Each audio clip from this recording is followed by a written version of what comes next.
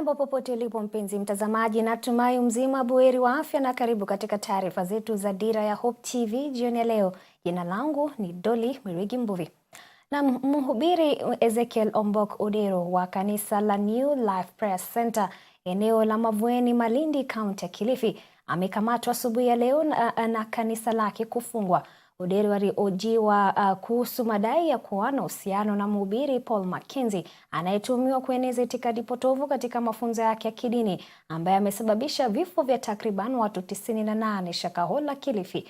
Akithibitisha kukamatwa kwake, kamishna wa polisi katika eneo la Pwani Roda Onyancha amesema mhubiri huyo alikamatwa kwa madai ya vifo ambavyo vimekuwa vikitokea katika kanisa lake. Aidha, Onyancha amedokeza kwa washukiwa 22 wanaoaminika kuwa shirika wa Mackenzie pia wamekamatwa katika operesheni kubwa dhidi ya wahubiri matapeli wanaohusishwa na vifo katika msitu wa Shakahola. Kulingana na waziri usalama wa ndani Kithure Kindiki, zaidi ya waumini wa mhubiri EZEKIEL walitolewa kanisani humo kabla kufungwa na anatarajiwa kushtakiwa na kuhusika na mauaji ya watu kanisani kwake.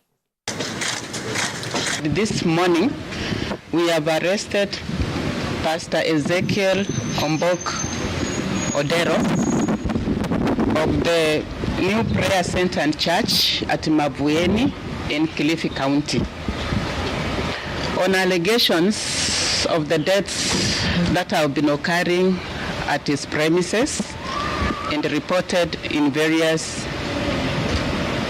mosques or institutions. We've also taken action and closed down the prayer center going forward. So we are urging and giving information to the public that that prayer center has been closed down, and whoever was in there has been cleared out. He is being brought to Mombasa, and I will request that as time goes by, we will be giving you updates as we progress with investigations. Na wakili wa mhubiri EZEKIEL Odero Jared Magolo amesema maafisa wa polisi hawana ushahidi wa kumhusisha mteja wake na madai ya mauaji au vifo.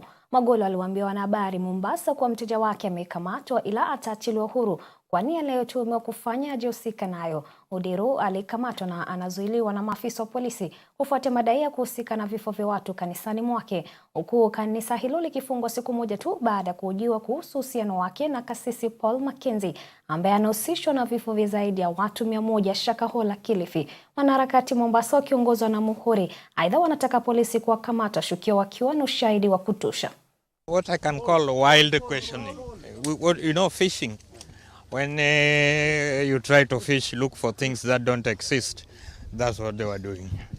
It's fine, it's okay, he's cooperating with them, and we are waiting for them to tell us what they are deciding to do. I have no idea what they can come up with. As I told you earlier, they are fishing. Children have died, and many of them, they have died out of not decision of their own. But we are very concerned that the government has decided to shut Shakahola, all that place, and put a curfew for 30 days.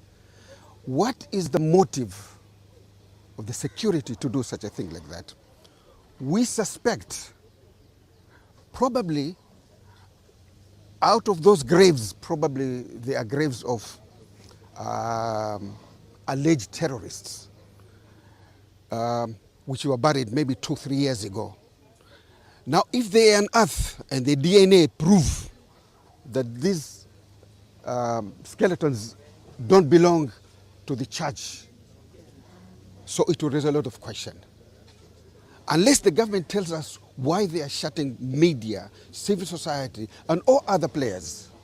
This is a national concern, and everybody is concerned, not only in Kenya, but the whole world.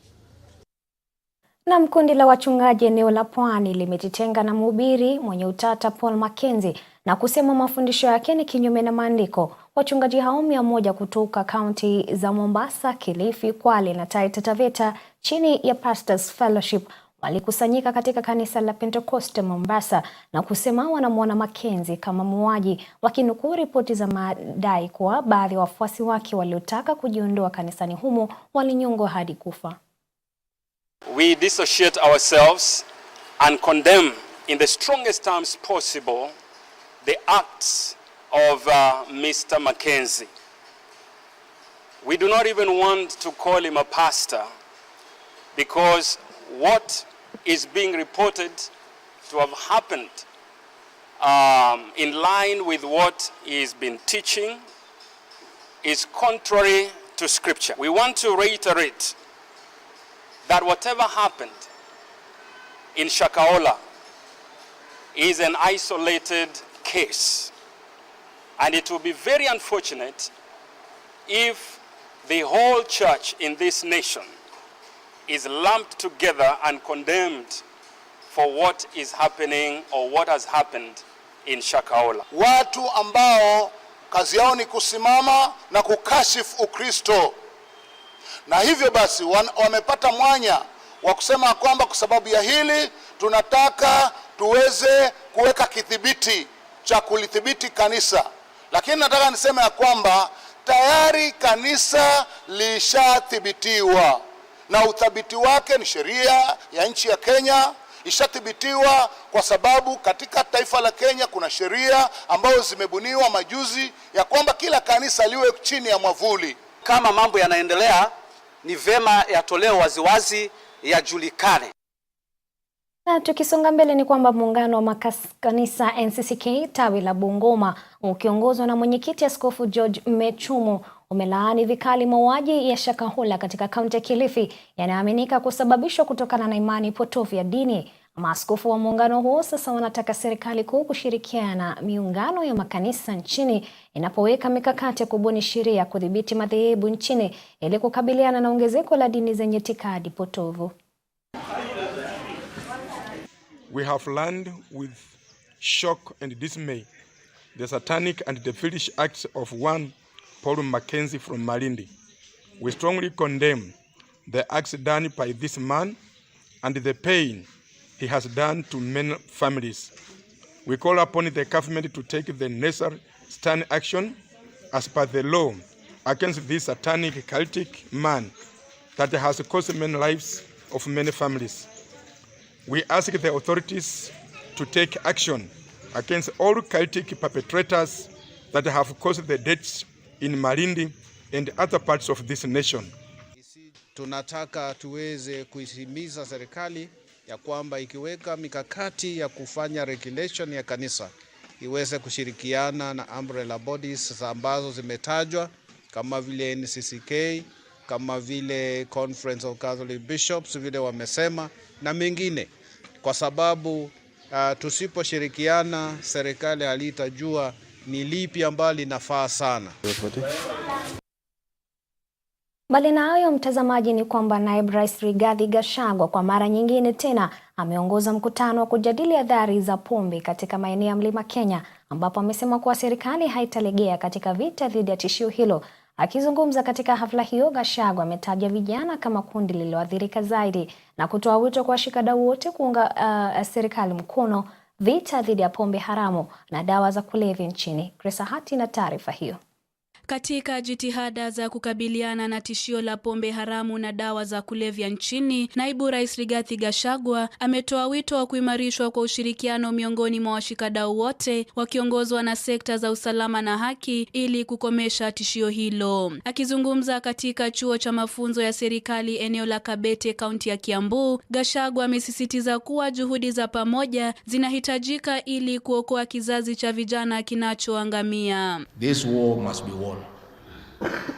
And it will be won by concerted effort among the men and women in this room, agreeing that we have a problem, a national problem, and a serious one. And agreeing that we have a responsibility to save the next generation. Not just as officers of government, but even as parents and as responsible members of the society. Wakati huo ametangaza kuwa serikali inapania kuweka vituo vya kurekebisha waraibu almaarufu rehabilitation centers katika kila county ili kuwasaidia wale ambao tayari wameathiriwa. I want to appeal to you as parents to give this in your all. I therefore want to discourage any blame game in this room. I want us to look for a solution. A multi-agency approach on how to eradicate this problem, and cooperation between the investigators, the ones who arrest people, the ones who do prosecution, so that we can save the generation that is not already addicted. We have a program that we are working on with the county governments on how to deal with the ones who are already in trouble, and it's a huge percentage. Aidha, amewataka wawakilishi wadi katika kaunti zote nchini kutunga sera na sheria zitakazoelekeza taifa jinsi ya kukabiliana na wale watakaopatikana na hatia ya ulanguzi na utumiaji wa dawa za kulevya. We have asked them to look at laws on how vehicles that transport chang'aa and other illicit brews will be forfeited. We have asked them to consider shutting down premises that have been found to be involved in this trade, so that they are shut down forever. And I can tell you, they are raring to go because they are leaders and they know the cry of the population. The people of this country, parents are in tears. I can hardly go to the village because of the cry of our women, because they have lost their children. So the assemblies will do their bit. Mkutano huo ulihudhuriwa na maafisa kutoka ofisi ya mkurugenzi wa mashtaka ya umma ODPP, mamlaka ya ukusanyaji ushuru nchini KRA, mamlaka ya kukadiria ubora wa bidhaa nchini KEBS na shirika la Nakada miongoni mwa washikadau wengine. Nikiripotia Dira, mie ni Grace Ahati. Shukran sana Grace Ahati kwa taarifa hiyo. Na mbali na hayo ni kwamba chama cha Kenya Union Party KUP kimeondoka muungano wa Azimio la Umoja wa Kenya na kujiunga na chama cha UDA cha Kenya Kwanza. Kiongozi wa chama cha KUP John Lonyangapuo alitia saini mkataba wa muungano wa baada ya uchaguzi na UDA. Mapema wiki hii Lonyangapuo alisema ikizingatiwa kuwa makubaliano ya miezi mitatu ya muungano wa baada ya uchaguzi yalipita, wako huru kuondoka Azimio. Baada ya uchaguzi mkuu wa Agosti 9, KUP iliamua kufanya kazi na Rais William Ruto. Akizungumza wakati wa taarifa hiyo fupi, katibu mkuu wa UDA Cleophas Malala alieleza kuwa mazungumzo hayo ya pande mbili yamejenga mazingira ya maelewano na muungano wa Azimio unatakiwa kuyashughulikia mazungumzo hayo kwa uaminifu na kuachana na maandamano hayo.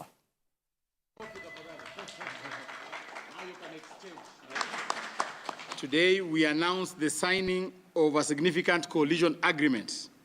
This milestone partnership marks a new era of unity and collaboration in Kenya's political landscape.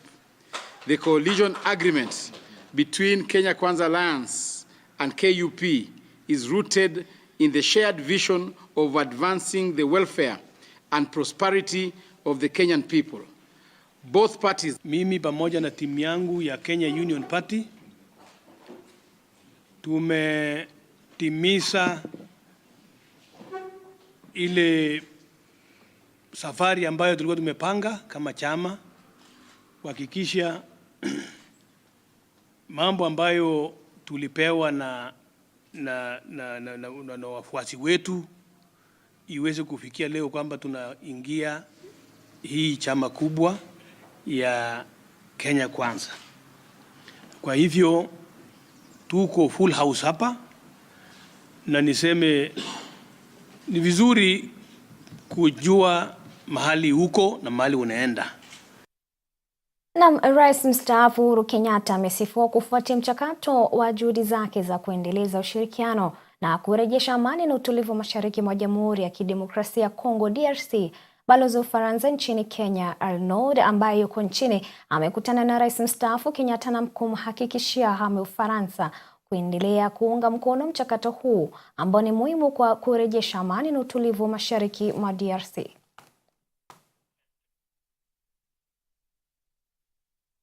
Naam, kituo kipya cha biashara cha kimataifa Nairobi GTC kimetangaza kuzindua kampeni ya kusherehekea historia ya jiji kuu huku Kenya ikiadhimisha miaka 60 ya uhuru mwaka huu.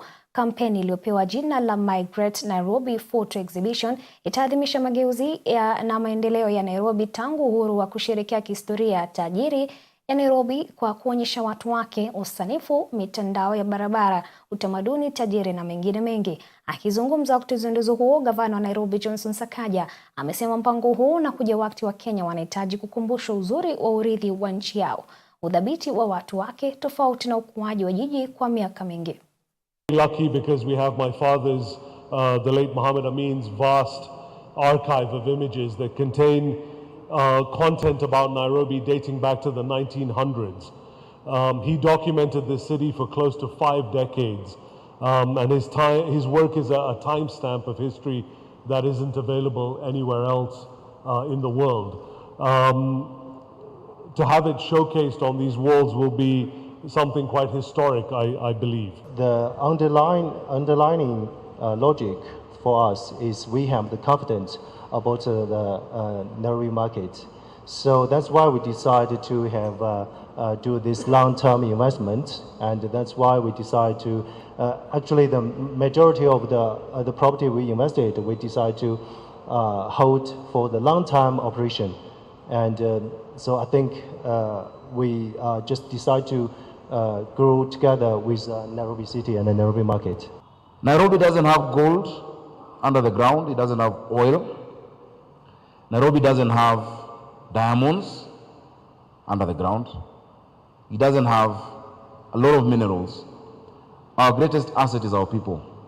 That is our biggest export. You know, the resilience, their vibe, their positivity, their hard work, and that is what is being showcased through this photography that we see.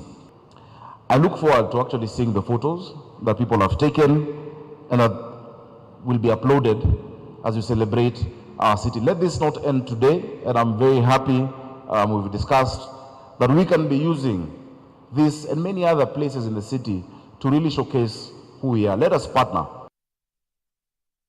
Gavana wa Nairobi Johnson Sakaja amependekeza kuondolewa kwa ada za kuegesha magari kila wikendi jijini Nairobi ili kuimarisha biashara za wakazi jijini. Akizungumza wakati uzinduzi wa kampeni ya kusherehekea historia ya jiji la Nairobi iliyopewa jina la Migrate Nairobi, Sakaja alidokeza kuwa tayari amewasilisha hoja hiyo kwa baraza lake la mawaziri ili kujadiliwa.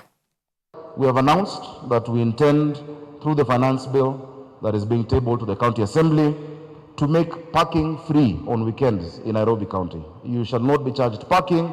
Come into the city, you know, let us open up the streets, let us have exhibitions, let us have our traders, you know, let us have our food. Let's enjoy that vibe, you know, because the amount of time also it takes me to make sure you've parked on Saturday doesn't equate to the amount of money you're paying, you know, so let's bring the vibe back into the city, back into Westlands, back into our commercial areas. Na kwingineko ni kwamba serikali imeombwa kuwatengea ruzuku wahitimu wa huduma ya vijana kwa taifa NYS ili kuwasaidia kuanzisha biashara zinazolenga kuwezesha kiuchumi. Aliibuliwa wakati wa kongamano la wadau wa jopo kazi la mageuzi ya idara ya polisi lililofanyika katika kaunti ya Embu, ikizingatiwa kwamba wahitimu wengi wa NYS hupata tabu kuanza maisha yao baada ya masomo kwa sababu ya ukosefu wa fedha. Kamishna wa IPOA Dorin Muthora alisema licha kuwepo kwa fedha nyingine nyingi, wengi wao wanafikiria hawastahili kwa sababu wametoka shuleni, akisema ukosefu wa ujuzi ni kikwazo kikubwa katika kuwanyima fursa ya kupata fedha hizo. Not many people know what NYS actually entails, so some of them go to the NYS with the perception that it's an opportunity, a job, yet it's a training opportunity. So they're requesting that we recommend to His Excellency the President the necessity for NYS to create awareness using existing strategy or existing structures, for example, Ngao or any other structure, including Huduma Center and Huduma Centers, to have awareness created on the services that NYS can offer. The issues of recruitment, of course, came up And there were concerns that in the recruitment drive, which is currently happening, most members of the public are not aware, neither are they aware of the expectations after the training and so on. Na taarifa hiyo kutoka kaunti ya Embu inatukamilishia Dira ya Hope TV jioni leo. Shukrani za dhati mpenzi mtazamaji kwa kutegea taarifa zetu, na pia kwa wale wote waliweza kufanikisha taarifa hizi. Hadi wakati mwingine panapo majaliwa. Jina langu ni Dolly Mwirigi.